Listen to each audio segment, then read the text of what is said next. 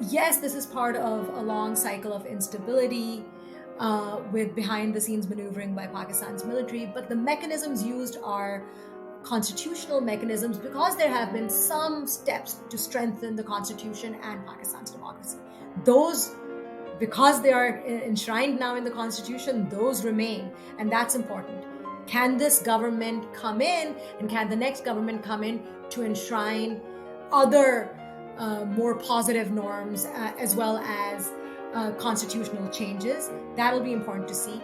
But can they ultimately do anything about civilian-military relations in that civilian supremacy is ensured?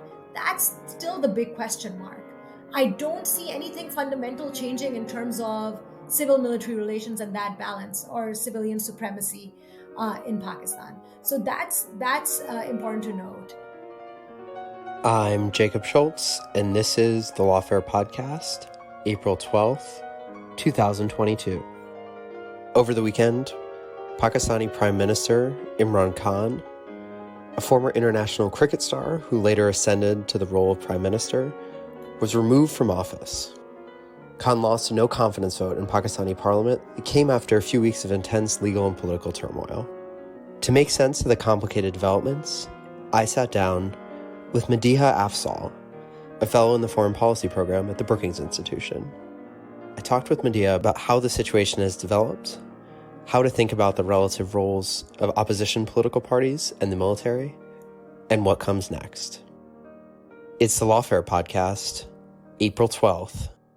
What's going on in Pakistani politics? So I think maybe the best place to start would be, there's so much going on here, and if you could just give us sort of a 3-minute overview of where everything's at and what the outcome is as of recording. And then as we go along, we can unpack the various strains of it.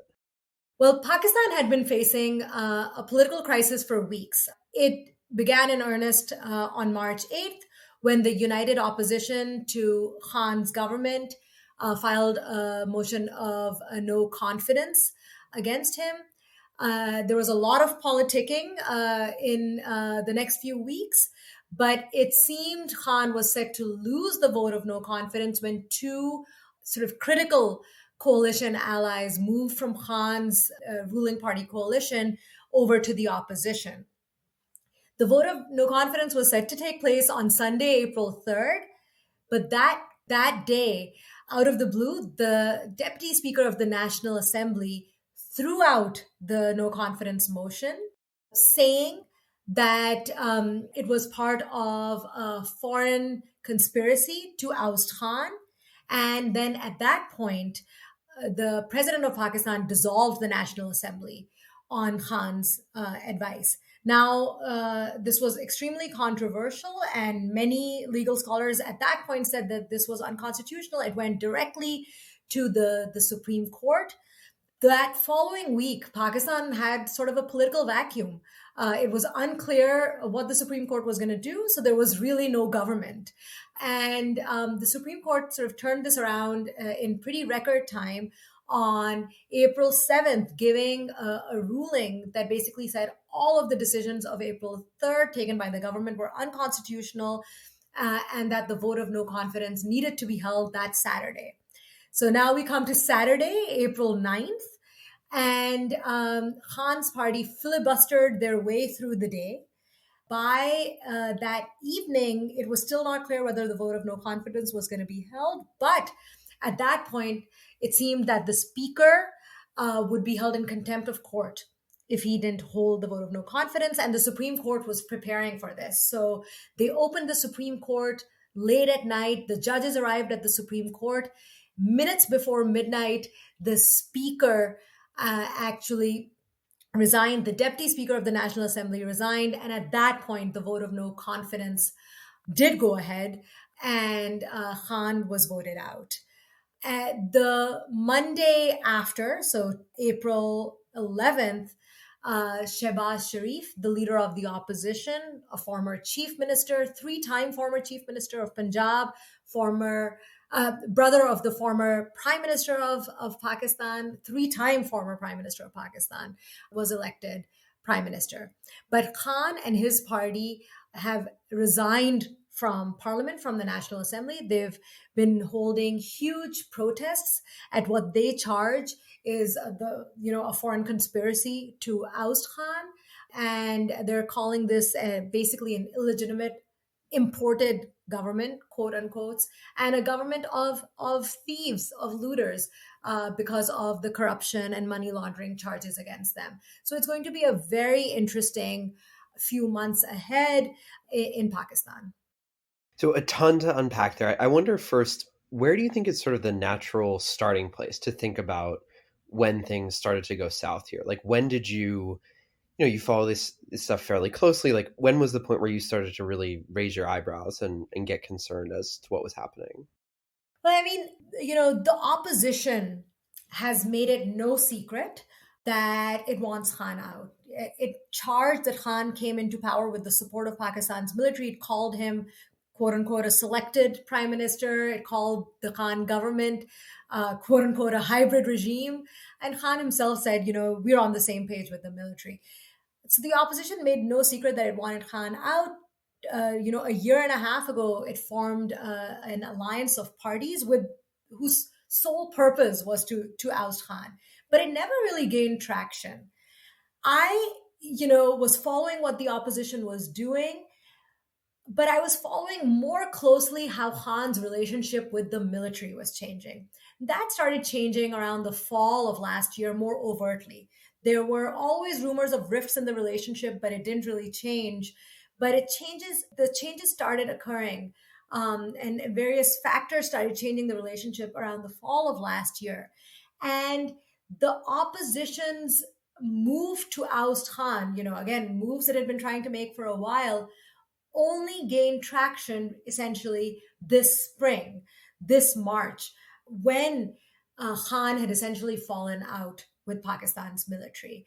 And so that confluence of factors, essentially prompted us all, who look at Pakistan watchers, to know that something different was happening. And then, of course, the various political parties and how they aligned either with the opposition or with Khan was another indication as to how Khan's relationship with the military had unraveled, because the coalition parties, in some ways, aligning with Khan was an indication that Khan was on his way out.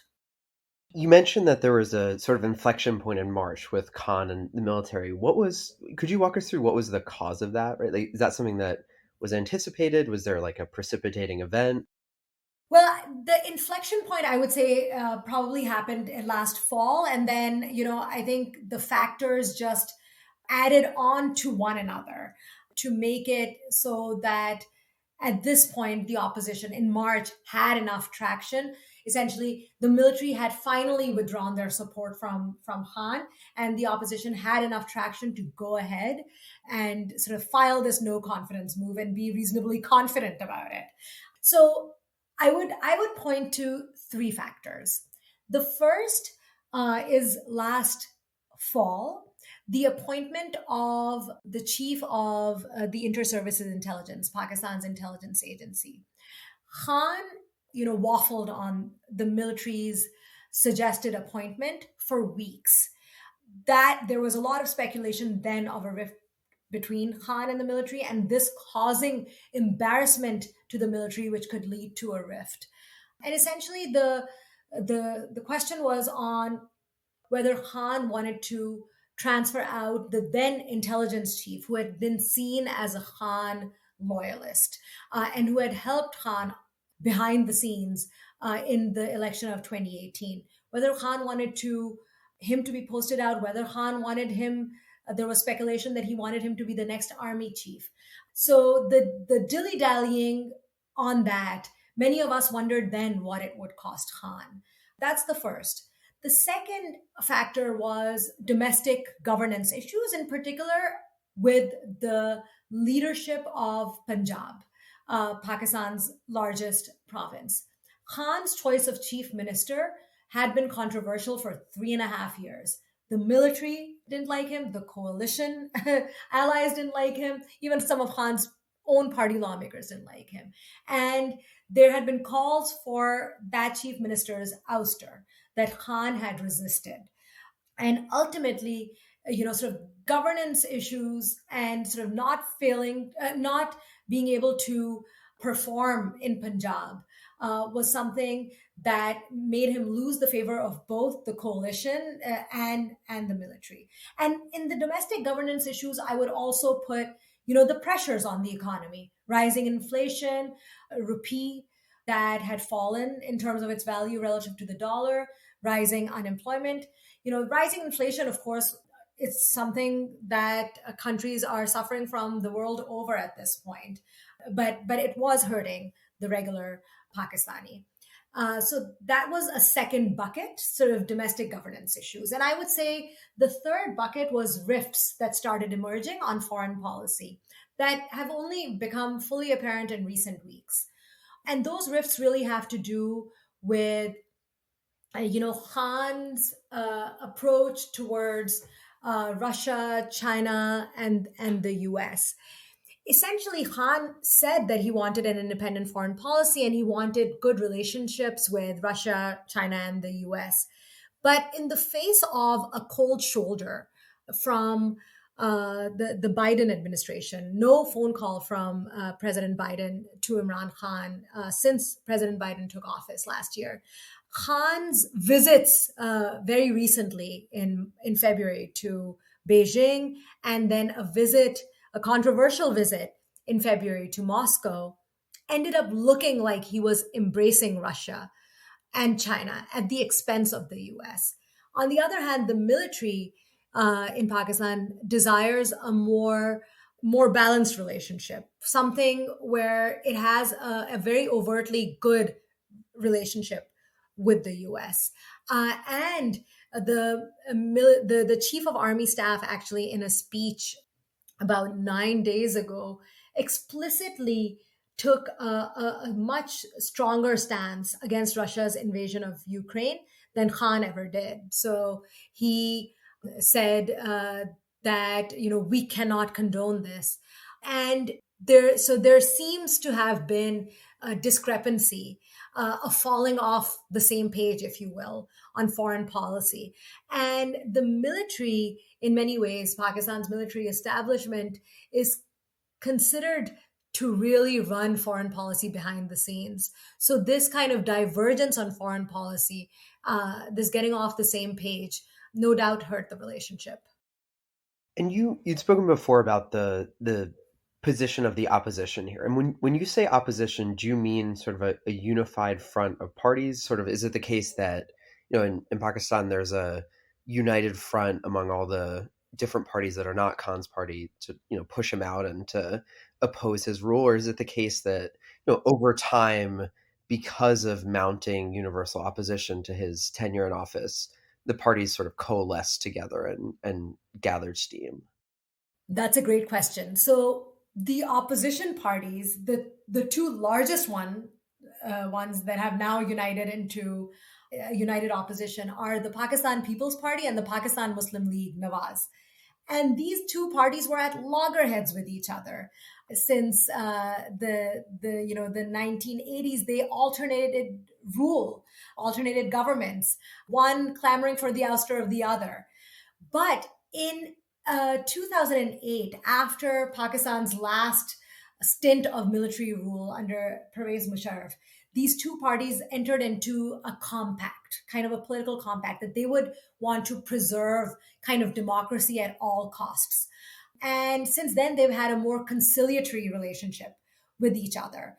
And while, the PPP ruled from 2008 to 2013, and the PMLN ruled from 2013 to 2018, these sort of traditional rivals, when Khan came into power, this third party that then emerged as the largest party in the 2018 election, they basically coalesced into an opposition, and other parties joined them, including an Islamist party that doesn't win a lot of seats in government, the Jamiyat-e-Ulama-e-Islam, Fazl, headed by an Islamist named Maulana Fazlur Rahman.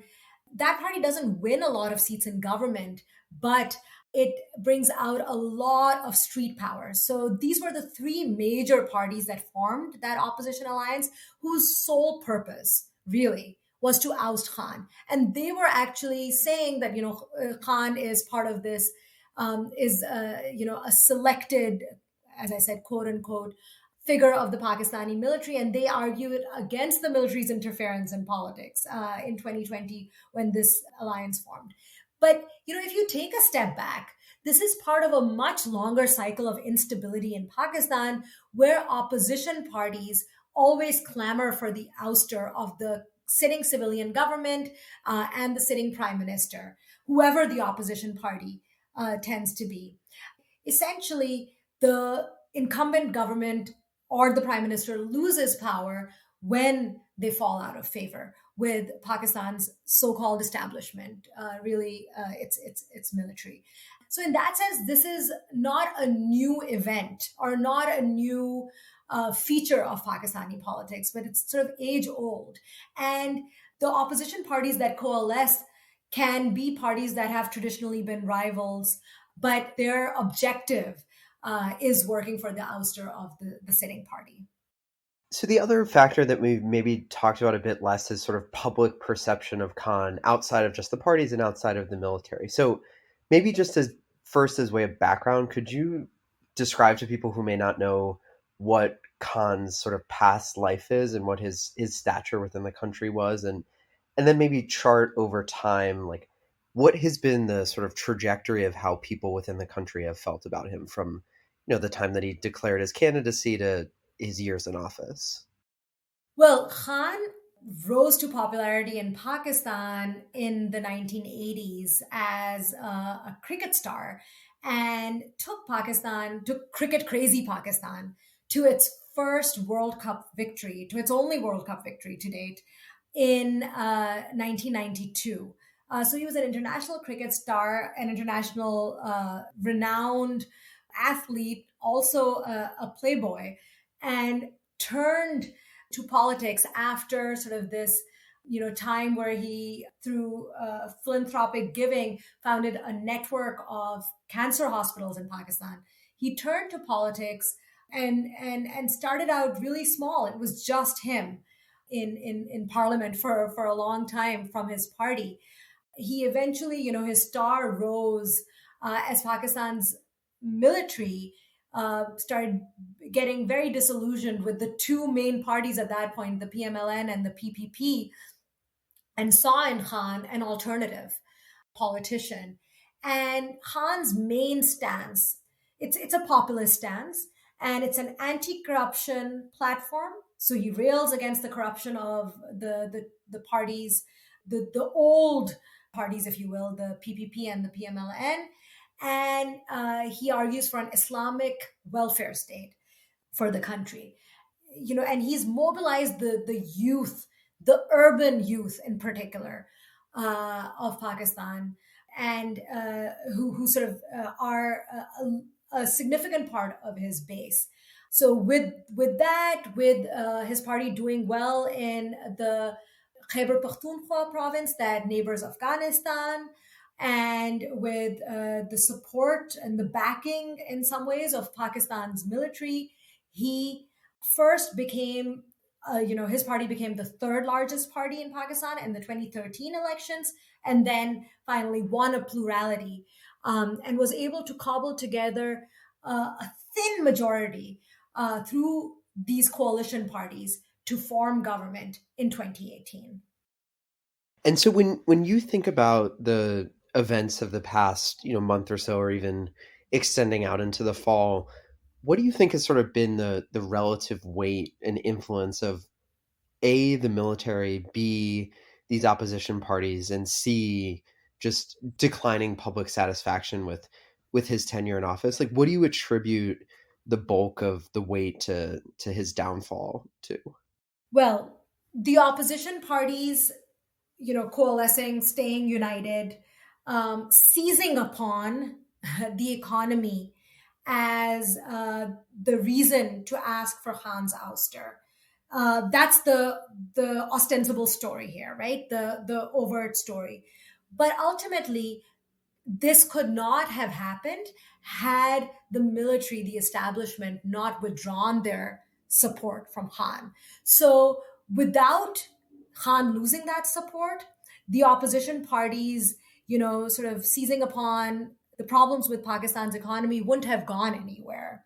It is the factor that tipped things away from Khan and into the opposition's favor is that the military withdrew its support from Khan. Now, all of this happens behind the scenes. So it's very difficult to see in Pakistan how the maneuvering behind the scenes occurs. But it's unmistakable that things have gone not in Khan's favor. Things have gone against Khan in recent weeks.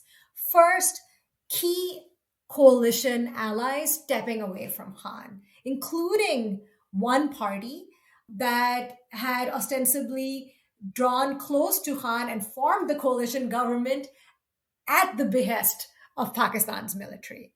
So that, there was a behind the scenes sort of maneuvering that led the coalition parties away from Khan. Two, when Khan's government took unconstitutional steps in order to dissolve the National Assembly last Sunday on April 3rd, the Supreme Court decision that came out was clearly a constitutional win. It was something that sided in favor of Pakistan's constitution. But one has to remember that this is a Supreme Court that has had a checkered history in Pakistan.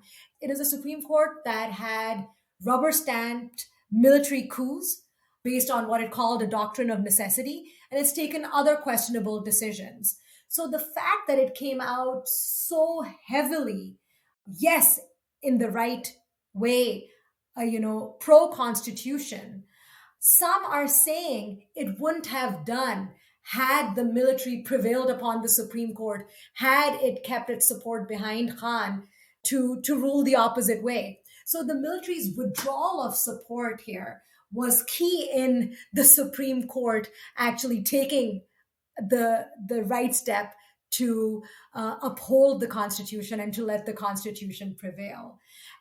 Again, we can come to the events of Saturday when, at the last minute, the Supreme Court made it clear that it would hold the speaker and the deputy speaker in contempt of court if the vote of no confidence wasn't held.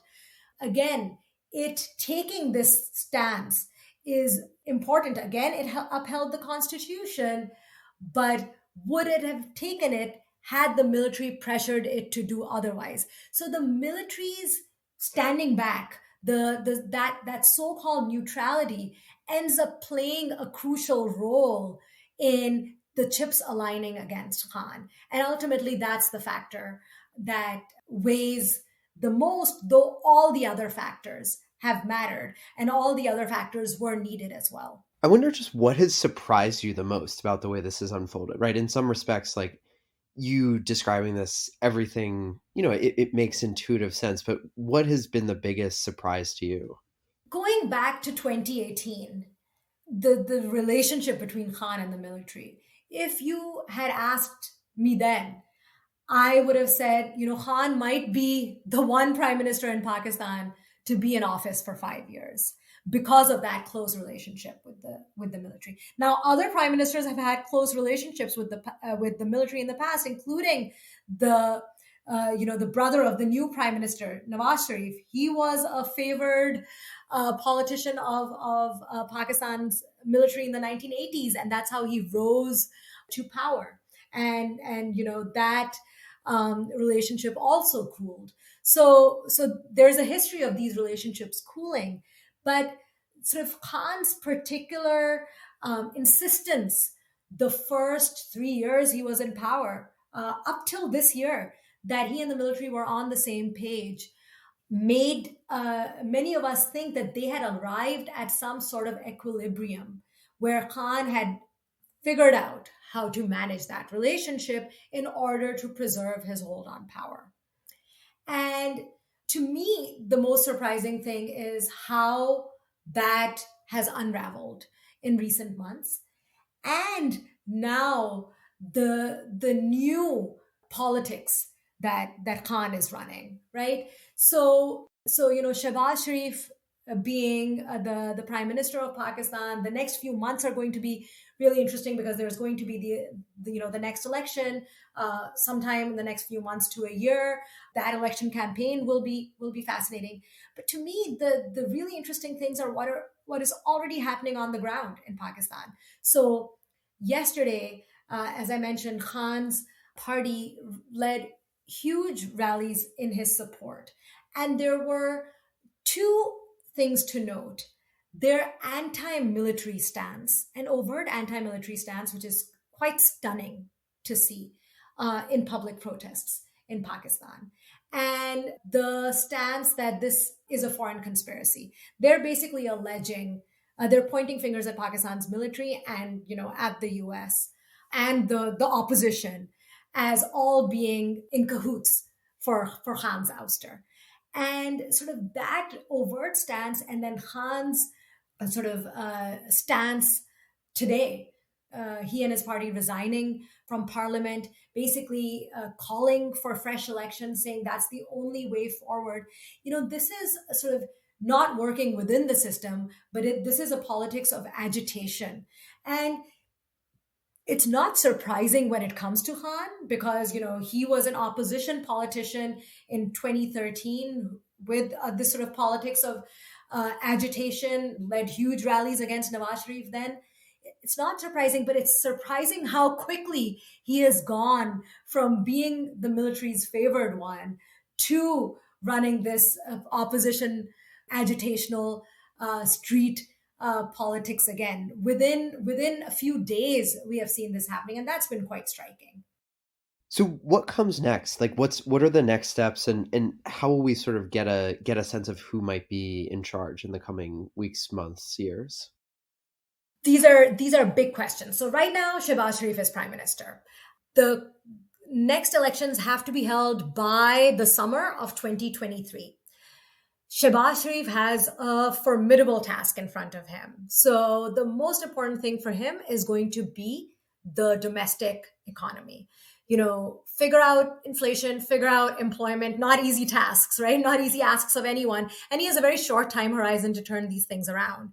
And, he has the next election to look forward to. So the real prize is not being in power right now. The real prize is figuring out how to win the next election, to figure out how he can turn things around so that helps him in the future, to figure out if they can do something about the corruption cases against them in order to bring perhaps Nawaz Sharif back into the fold, who remains very popular. He is the charismatic one of the two brothers. He's the one who's been prime minister many times, obviously, 3 times. So that's the task for him sort of domestically. And, he has this foreign conspiracy allegation to deal with, where Khan's supporters certainly, and perhaps others in the population, believe this foreign conspiracy theory, and he has to rebut it and discredit it. How does he manage to do that? So if he manages to repair the recently broken, in many ways, relationship with the US, does Khan hurt him? Basically saying, look, he was in cahoots with the US. Or is Sharif able to walk that fine line of actually repairing that relationship with the US while also rebutting that foreign conspiracy? That's all on Sharif's side. Khan is going to run a polarizing political campaign. That much is clear. He's in some ways been in campaign mode since the vote of no confidence was filed against him. So it's going to be a polarizing campaign. Ultimately, it's a parliamentary democracy. So what matters is who is fielded by each of these parties in the various constituencies in the country, and who can win at least a plurality of votes and have enough coalition allies to form a majority in parliament. Now, in Pakistan, a lot of that comes down not to big national issues, but to whether you have what are so-called electables on your side. Basically, lawmakers who engage in kind of patronage politics, in their local constituencies, they give people jobs, they provide favors, and that's how they get elected. And these lawmakers move from one party to the other depending on where they see the next ruling party is going to fall. So ultimately, it also depends on which party is seen as the party more favored by the Pakistani military. Is Khan's relationship with the military, is the rift between that relationship for good? Can that be repaired? Or does the PMLN, Sharif's party, manage to ingratiate itself with the military enough so that, it's considered favored? All of these factors basically, dictate who comes into power. And interestingly enough, Pakistan has an incumbency disadvantage at the national level. So whoever is in power in the current government loses power in the next one. So the difficult task ahead of Shehbaz Sharif is he's in power for a few months. He needs to make sure that those few months don't turn into an incumbency disadvantage for him. So I want to wrap up with two sort of bigger picture questions. The first of which is about the foreign policy issue. So you had mentioned that one of the three big factors precipitating the decline here was disagreement about foreign policy issues. So looking forward, what do you think all the news and all the changes will mean for Pakistan's broader foreign policy approach, and do you see things changing? Do you see things changing in an enduring way, or is this sort of a temporary flare up that will result in the status quo foreign policy wise? Well, Pakistan had been shifting its foreign policy for a bit now. Post the US, and actually even before that, as the US withdrawal from Afghanistan was becoming imminent, Pakistan was kind of shifting to a, post America and Afghanistan era, basically saying, look, first, we want good relationships with, both China and the US. We don't want these relationships to be considered zero sum. Just because we have a good economic relationship with China doesn't mean we can't have one with the US. But clearly saying we don't want all our eggs to be in one basket. We want to pursue good relationships with both countries. Two, it was asking the world to look at it not just in terms of security, not just in terms of Afghanistan, but to look at it on a multidimensional kind of spectrum. In particular, take a look at its economy, which Pakistan wanted more investment in, including from the West. So when the Biden administration came into power in 2021, Pakistan came to it with sort of this geoeconomics pitch saying, we want a relationship based on a good economic relationship, not, thinking only about security. And, we want the US to sort of fundamentally rethink its relationship. Now, the US, given the withdrawal from Afghanistan, given its priorities were elsewhere, wasn't interested in some ways in taking Pakistan up on that offer right then. But that's Pakistan's, the through line here is that kind of pitch. And the question now is whether it finds takers, essentially, for that pitch, while still maintaining sort of security cooperation with the US on Afghanistan, which the military was always keen on doing with the US, and which ostensibly Sharif's government will be sort of more positive towards or more amenable towards.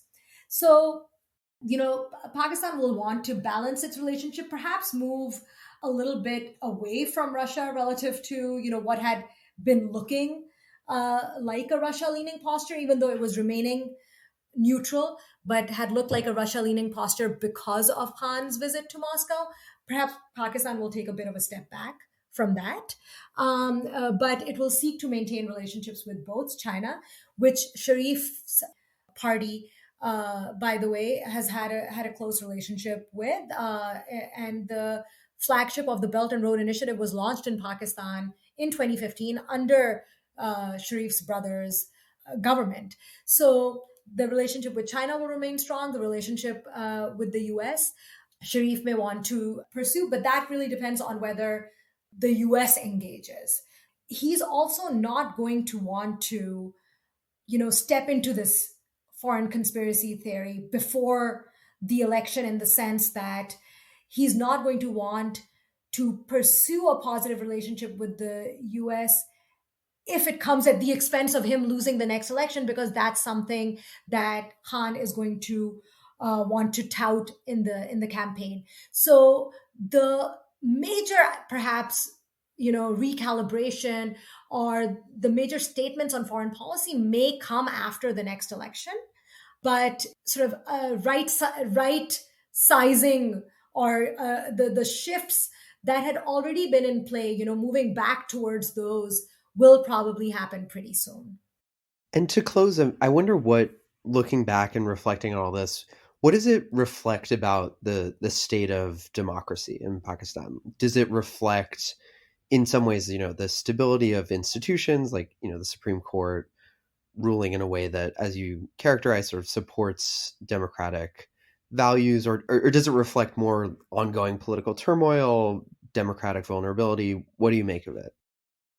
On the whole, I would say that the building blocks of Pakistan's democracy remain as they were, right? Which is, it's overtly a parliamentary democracy, but behind the scenes, the military plays a role. And whichever political party is in power and the opposition has to contend with that. And that's sort of the landscape in which they function.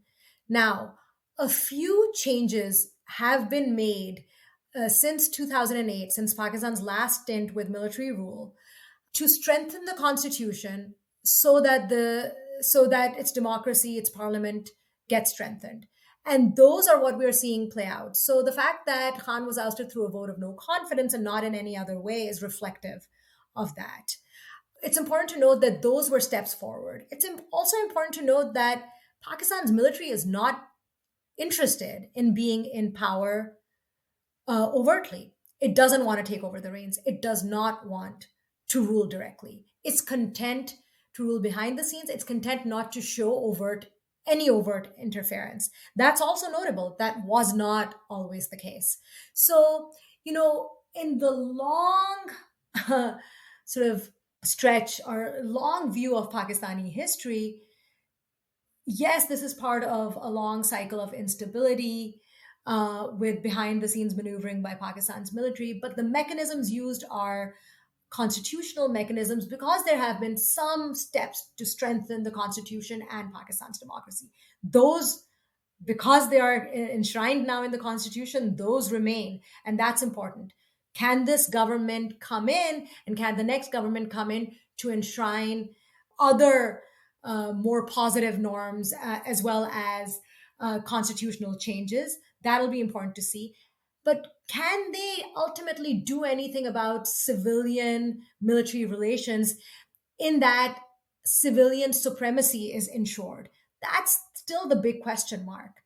I don't see anything fundamental changing in terms of civil military relations and that balance or civilian supremacy in Pakistan. So that's important to note. And that is a perfect place to wrap. Thank you so much for joining us. Thanks for having me. The Lawfare Podcast is produced in cooperation with the Brookings Institution. You can get ad-free versions of this and other Lawfare podcasts by becoming a material supporter at patreon.com/lawfare. Here, you also get access to special events and other content available only to our supporters.